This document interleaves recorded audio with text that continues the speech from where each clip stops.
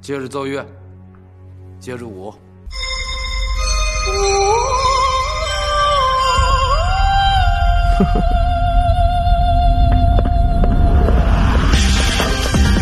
Oh.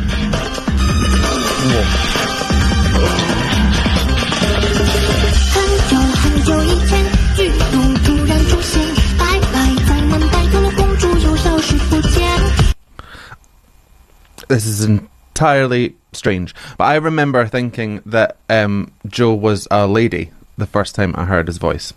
So this voice is high, but this is to the point of it sounding, oh my god, almost alien. Larynx is super high.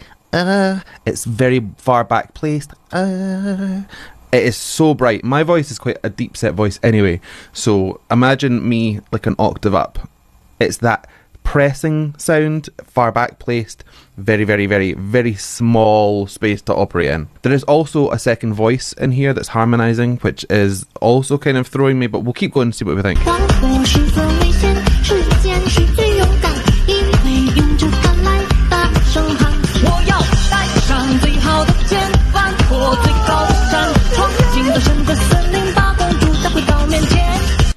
Okay, so what he's done here is basically just let his larynx drop a little bit further down to a mid place.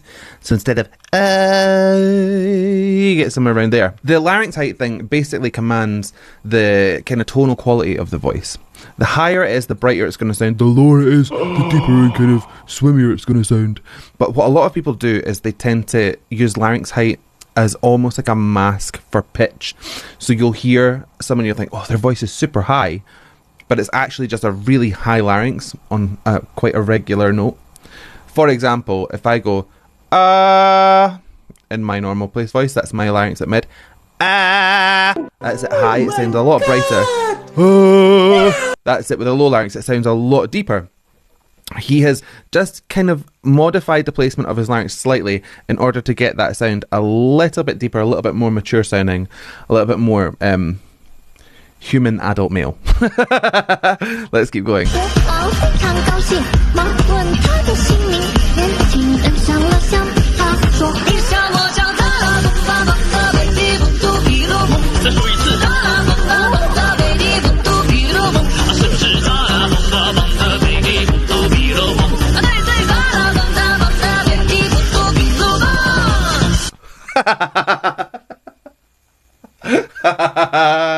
Oh, this is so much fun. Right, okay, so oh, I'm wearing magnets on my fingers for some stupid reason, and it just stuck to the desk. It's chaos in here. Anyway, right, so this voice is just so much fun.